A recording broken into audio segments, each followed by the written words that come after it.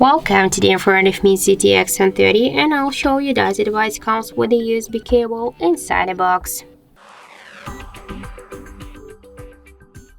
So first let's open our smartphone box, and here let's check and find the USB cable. I think that this is here in this box, so let's check it. Yeah, we can check and find here that our device comes with the USB Type-C cable by default. So that's it. Thank you for watching, and if you find this video helpful, don't forget to leave a like, comment and to subscribe our channel.